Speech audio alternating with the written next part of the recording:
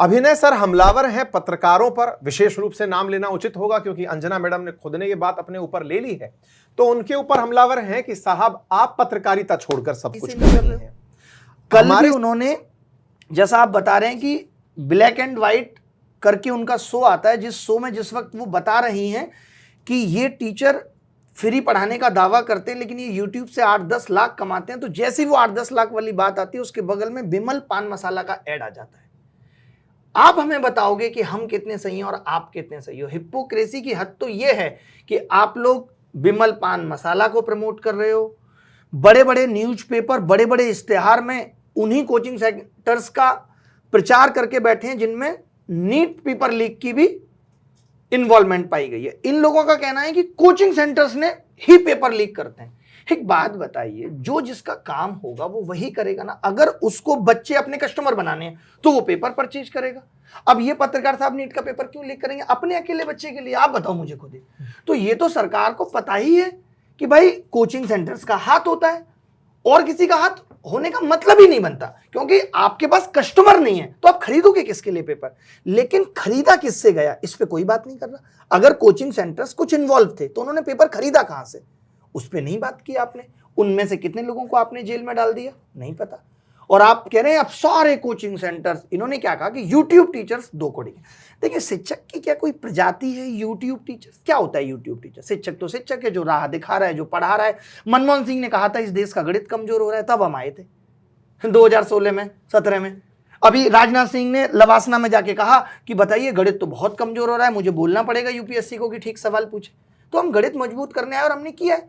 YouTube, आप ये कह सकते हो एक शिक्षक का दायरा बढ़ा दिया, उसने इतने सारे बच्चों को पढ़ाने की अपॉर्चुनिटी मिल गई उसको, तो इसमें गलत क्या है? ठीक है सर, एक चीज समझनी होगी, कल्याण सिंह शिक्षक थे, अच्छे राजनेता बने, शिक्षा में अच्छा काम किया। कई सारे राजनेता, मुलायम सिंह जी भी शिक्षक थे। आज मैं आपसे पूछूंगा साहब कि इस बात से बड़ी आपत्ति होती है कि जो लोग या जिन लोगों की सरकार है, जो इतनी बड़ी बड़ी राजनीतिक पार्टियां हैं, उनके प्रवक्ता हमारे बोलने को ये कहते हैं देखो राजनीति कर रहे हैं। क्या इस देश में राजनीति गलत वर्ड है?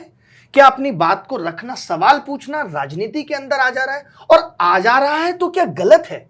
राजनीति क्यों नहीं की जा सकती? मतलब मैं ये पूछना चाहता हूं कि राजनीति करने का मतलब क्या है? ठीक है, लेकिन सर कहीं आपको ऐसा नहीं लगता अगर हर व्यक्ति ही राजनीति करने लगेगा, ये सवाल बहुत ही नेचुरल वे में आ रहा है, अगर हर व्यक्ति राजनीति करने लगेगा तो कोर प्रोफेशन साइडलाइन हो जाएगा। साहब, नहीं कर रहा ना हर व्यक्ति, बात तो यही है। अभी मैं आपको बता रहा हूँ ना, स्टूडियो में जितने भी बैठे लोग हैं, अंजना पे कमेंट कर दें, किसी और पे कमेंट कर दें, किसी को कोई आपत्ति नहीं होगी और कोई इसका जवाब देने नहीं आएगा कि ये फेमस ना हो जाए। ये भी एक प्रतिस्पर्धा है कि हम जवाब उसी का देंगे जिसको लोग देखना पसंद कर रहे हैं। ये भी एक प्रतिस्पर्धा है। मैंने पहली बार, मतलब मैं ऐसे देखता हूँ आपके शो में काफी सारे गेस्ट आते हैं जिनको लोग नहीं जानते, लेकिन इंटेलेक्चुअल है, लेकिन ये कल्चर इस देश में बहुत कम बचा है। लोग उन्हीं को बुलाते हैं जिनकी प्रतिक्रियाएं बहुत वायरल हैं, सब कुछ है। ये है या नहीं? बिल्कुल। तो मैं ये कह रहा हूं कि मैं कह रहा हूं तो मैं अपनी बात कर रहा हूं कि राजनीति करने में प्रॉब्लम है, लेकिन मैं वहां 50 लाख लोग, 1 करोड़ लोगों को रिप्रेजेंट कर रहा हूं, तो मैं शिक्षा पे बात कर सकता हूं, चाहे भले ही वो बात राजनीति से जुड़ी हो या किसी भी चीज से हो। फिर मैं इस चीज का जवाब गुस्से में भी देता हूं कि भाई अशिक्षित लोग शिक्षा मंत्रालय संभाल रहे हैं। शिक्षा मंत्री आए दिन कहते हैं कि मैंने उड़ीसा के चुनाव में ऐसा किया। अभी आपको पता है कितना बड़ा घोटाला खोड़ा है, 40 करोड़ का, जिसमें उड़ीसा में पुलिस भर्ती का एक घोटाला है। तो मतलब ये अपने मंत्रालय कौन संभाल पा रहा है? मतलब आपने कभी देखा कि मेन स्ट्रीम मीडिया ने जाकर के रेल मंत्री अश्वनी वैष्णव का इंटरव्यू करके पूछा कि एक तो जो रेलवे सबसे बड़ी भर्ती हुआ करती थी वो इतनी डिले क्यों चल रही है और आए दिन रेल पटरी से क्यों उतर जा रही है? क्या ये बड़े मुद्दे नहीं है? आए दिन लोगों की जान चली जाना, इतनी सस्ती हो गई है इस देश में जान। इस देश में 2 ही चीजें सस्ती हुई हैं, एक इंटरनेट कि आप लगे रहिए, आपको मीडिया ज्ञान बांट करके आपका ध्यान बांटती रहेगी, और दूसरी जान। अब फर्क नहीं पड़ता। हम ये सुनते थे एक आंदोलन होगा तो सरकारें, डीएम सब सचेत हो जाते थे, भाई आंदोलन होने की बात हो रही है। जिम्मेदारी बन जाती थी, जो आदमी आंदोलन कर रहा है उस पर ड्रिप भी चढ़ेगी, उसका ख्याल रखा जाएगा कहीं ऐसा ना हो इसकी जान चली जाए, क्योंकि उसमें डीएम के ऊपर भी एफआईआर होनी थी। ऐसा होता था, हम तो यही सुनते थे कि सरकार की जिम्मेदारी थी, सरकार इसीलिए है कि मुश्किल वक्त में सरकार लोगों को अनाज देगी। ये हमने सरकार के बारे में सुन के बड़े हुए हैं, लेकिन हमने कोरोना में देखा कि किस तरीके से कितने सारे लोगों की जान गई और सरकार इतनी असंवेदनशील हो गई, जबकि सरकार के पास आज भले ही फंड क्राइसिस हो लेकिन उस वक्त इतने नहीं थे कि लोगों की जान बचाई जा सके। उस वक्त लोग ऑक्सीजन के लिए तड़प रहे थे, कितना काम सरकार ने किया। तो ये सब चीजों पे मीडिया ने सरकार को नहीं घेरा, कभी नहीं पूछते। अभी क्या हुआ कि पेपर लीक पे सरकार बैकफुट पे आ गई थी पूरी तरीके से। अब इस मुद्दे को कैसे डाइवर्ट किया जाना है तो थोप दीजिए यूट्यूब टीचर्स पे। मैंने तो लिखा एक ट्वीट में कि सरकार कहना चाहती थी, अंजना जी ने कह दिया। ये जितने भी युवा बेरोजगार लोगों के लिए खराब शब्द इस्तेमाल किए जा रहे हैं, ये सरकार है जो लोगों के थ्रू बाहर हो रहे हैं। बाकी आप समझदार हैं कि मैं और किन लोगों की तरफ इशारा कर रहा हूं। ठीक है सर, मैं समझ गया। आप सर इसी पर ही एक और मतलब सप्लीमेंट्री क्वेश्चन है, जब आप इस तरह की बात करते हैं तो आपके लिए सोशल मीडिया पर एक चीज़ और निकल कर आती है कि आप विपक्ष के अब स्पोक पर्सन हो गए हैं। बहुत ज़्यादा जब ट्विटर पर आप स्क्रॉल करते हैं चीज़ों को तो निकल के आता है कि आपको अब वो हैंडल सपोर्ट कर रहे हैं जो कि विपक्ष में चाहते हैं कि विपक्ष नहीं बोल पा रहा है, तो सर अभिनय सर ने बोल दिया।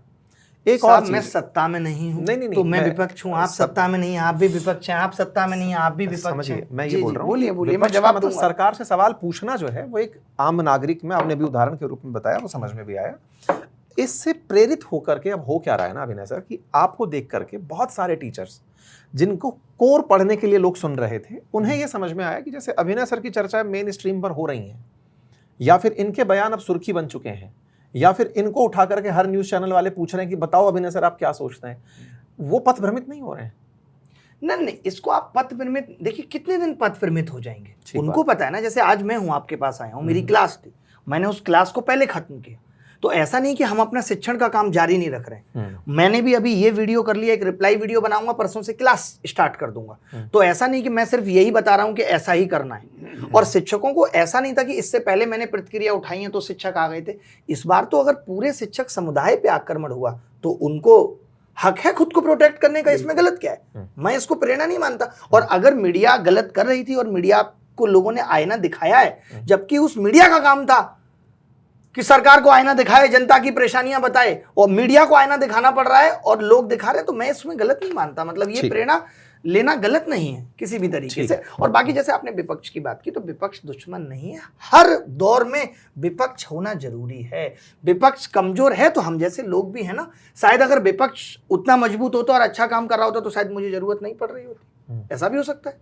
ठीक है सर, प्रतिक्रियावाद, आप इस पर अपनी टिप्पणी। इसमें 3-4 बातें अभी हुई जिनको हम लोग, जैसे एक तो राजनीति नहीं करनी चाहिए, ये बड़ा कॉमन सलाह देते हैं। हर बात में लोग कहते हैं कि इस पर राजनीति नहीं होनी चाहिए। भाई, हमारे यहाँ जो लोकतांत्रिक व्यवस्था हम लोगों ने शासन की बनाई है वो राजनीति पर आधारित है, तो उसमें हर चीज में राजनीति होगी ही होगी। एक महिला पत्रकार ने बताया कि 7 रुपये बढ़ गया तो ये कोई बड़ी बात नहीं। बड़ी बात, आप अगर 60 लीटर पेट्रोल यूज करते हैं महीने में तो आपके 420 रुपये बढ़े, 7 रुपये बढ़ रहा है तो 420 रुपये बढ़े महीने में, तो ये कोई बड़ी रकम नहीं है 420 रुपये। तो आप एक नैरेटिव सेट कर रहे हैं ये बता करके कि ये 7 रुपये बढ़ना कोई बड़ी बात नहीं है। बिल्कुल, पहले 50 पैसे बढ़ते थे तो प्रदर्शन होता था और मीडिया सवाल उठाता था 50 अभी रातों रात 53 रुपए गैस पे बढ़ गए। एक 994 रुपए एक दिन में बढ़े थे। एक दिन में बढ़े थे 994। उससे बाहर से खाना, ट्रांसपोर्टेशन, ये सब चीजें महंगी नहीं हुई। आपको इतना दिमाग नहीं है। सारी चीजें महंगी हुई, पलायन बढ़ा, छोटे छोटे यूनिट्स जो थे प्रोडक्शन के वो बंद हुए। आप मुरादाबाद, फिरोजाबाद से लेकर के तमाम जो शीशे की चीजें बनाने वाले और वो तांबे और इस सब की चीजें बनाने वाले जो लोग थे, सूरत में कपड़े की फैक्ट्री, सब बंद हुई। हमारे इलाके में जहां हम रहते हैं वहाँ स्टूडेंट्स रहते थे, उनके रेस्तरां, ढाबे, होटल सब महंगे हो गए, खाना लोगों को ये परेशानी हुई। लेकिन आपने कहा कि ये ज्यादा नहीं।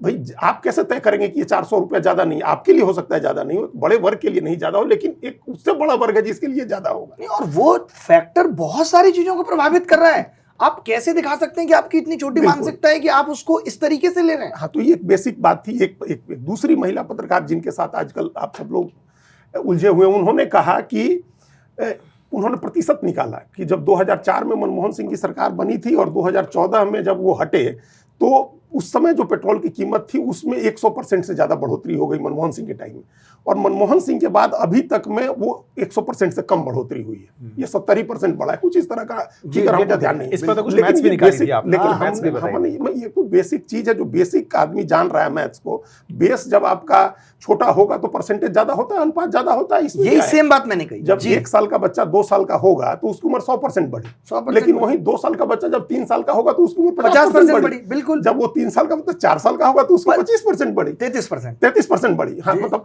जब 4 से 5 होगा तो 25% बढ़ेगी जी। तो ये जो परसेंटेज का खेल है, इस परसेंटेज के खेल में आप देश को उलझा रही हैं। इसका मतलब आप नैरेटिव सेट कर रहे हैं, आप नैरेटिव जर्नलिज्म कर रही हैं। आपको जनता के सरोकार से, पब्लिक के कंसर्न से कोई मतलब नहीं। घटना नहीं है ना कि चीन की मौजूदा स्थिति इस बात से तय होगी कि उनका प्रधानमंत्री रेलिंग को पकड़ के चल रहा है। ठीक बात है, ये कोई आधार नहीं है। प्रधानमंत्री के इंस्टाग्राम के फॉलोअर बताएंगे कि वो कितने ताकतवर है, जो कि अंडर 100 में भी नहीं। और ये हम लोग इस बात को, हमारी इकोनॉमी 4 ट्रिलियन डॉलर की है, 400 लाख करोड़ की है।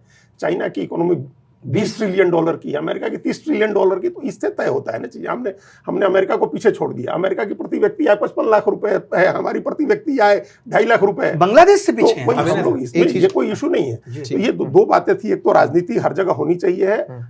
जो बर्टोल्ट ब्रेख्ट का नाम सुना होगा आप लोगों ने। ब्रेख्ट बड़े नाटककार थे और उन्होंने नाजीवाद और फांसीवाद के खिलाफ बड़े नाटक लिखे। गैलीलियो और the pain and misery of third Reich, बहुत चर्चित वो राइटर रहे हैं। उनका कहना था, जो उन्होंने गैलीलियो नाटक में ही शायद ये पंक्ति है उनकी, कि worst illiterate is political illiterate.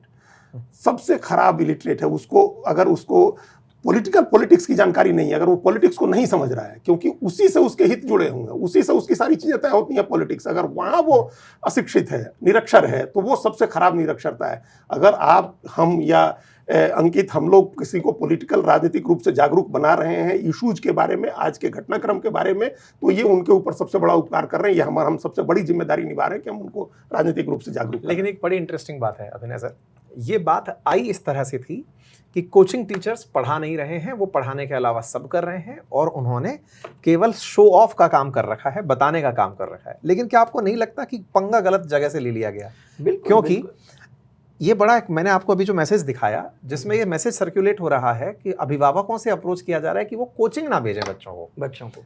बड़ी आयरनी है कि बिहार के मुख्यमंत्री एक स्टेटस लगाते हैं जिसमें कोटा के एक प्रसिद्ध कोचिंग का विज्ञापन लगी हुई टी-शर्ट होती है। वहीं दूसरी तरफ उसी सरकार से बने शिक्षा मंत्री केंद्र में वो अभिभावकों से कह रहे हैं कि आप कोचिंग ना भेजें। कोचिंग से नैरेटिव चलाना था कि कोचिंग के खिलाफ बयान देना है, तो साहब इधर से मेन स्ट्रीम पत्रकार निकल के आते हैं कि चलो टीचर्स को, उधर से शिक्षा मंत्री निकल के आते हैं। आपको मैं बता दूं, हम और ये कोचिंग से रहे हैं। मैंने खैर ये वाली गंदी चीजें कभी नहीं की, बट कोचिंग्स अक्सर ये करती हैं कि पता चला हमारी कोचिंग का बच्चा आया है तो उसको पहले फोन करके बता देंगे तुम्हारा इंटरव्यू होगा, टी-शर्ट पहन लेना। हाँ। घर में थोड़ी बच्चा टी-शर्ट पहन के रहता है कोचिंग की। तो ये सब उस प्लानिंग का हिस्सा होता है। और ये जो मोदी जी का एक डायलॉग मेरे दिमाग में दिन रात हिट करता है, हिपोक्रेसी की भी सीमा होती है। ये सीमा है हिपोक्रेसी की कि मूवी में 80 बार सिगरेट पी जाती है, नीचे लिखा रहता है छोटा छोटा, धूम्रपान करना स्वास्थ्य के लिए हानिकारक है। क्या आप तंबाकू बिकवा रहे हो और नीचे लिखा रहता है तंबाकू जानलेवा है। मेरी समझ में नहीं आता, बिहार में शराब बंद है, शराब गलत चीज है इसलिए, और यूपी में चालू है। एक गांव जो बिल्कुल बॉर्डर पे है, लोग वहां से पैदल चल के आते हैं, इधर पी के निकल जाते हैं। ये कैसी हिपोक्रेसी है? कोचिंग चल रही है, एक तरफ आप कह रहे हो कोचिंग का व्यापार 1,34,000 करोड़ का है। पहली बात तो मैं बता दूं, कोचिंग इज ए सर्विसेज।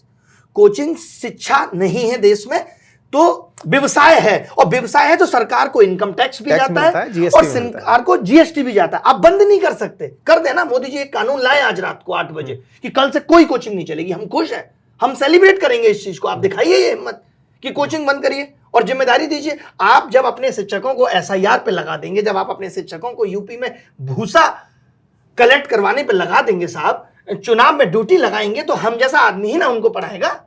कौन पढ़ाएगा बताइए? नीति आयोग की रिपोर्ट कहती है कि यूपी में 9,800 स्कूल में एक शिक्षक है। कैसे पढ़ाएगा? हम जैसे लोग नहीं होंगे कैसे पढ़ाएगा?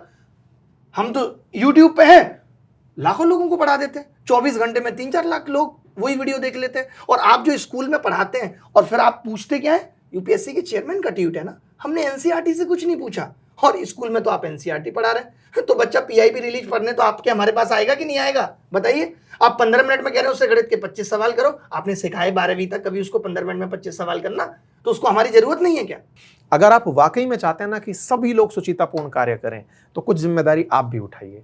हम लोग अपने स्तर पर बहुत बेहतर करने के प्रयास में हर दिन हैं। आप हमें तय कराइए, हमारे राह बांधिए, हमें जिम्मेदारी दीजिए कि सर हम आपसे यही चाहते हैं। Am I right, sir? बिल्कुल आप ठीक कह रहे हैं, लेकिन सर एक चीज होती है ना कि जैसे मेरे भी 2 बेटे हैं, ये मैं राह तय करता हूँ कि मुझे इनको कितनी देर टीवी दिखानी है। वो तो पूरे दिन मोबाइल देखना चाहते हैं, तो ये मैं तय करता हूँ। तो हम सबकी भी ये जिम्मेदारी है। मैं भी जब क्लास ले रहा होता हूँ, मैं ये अपनी दिल की बात बता रहा हूँ, कई बार मुझे ऐसा लगता है कि यार 1 मिनट मैंने ये बात ज्यादा बोल दी, मैं तुरंत टॉपिक पे आ जाता हूं। तो ये हमें खुद भी इंट्रोस्पेक्शन, आत्ममंथन बिल्कुल हमेशा करते रहना चाहिए, और ये हमारी जिम्मेदारी है कि हमने युवाओं को क्या परोसना है।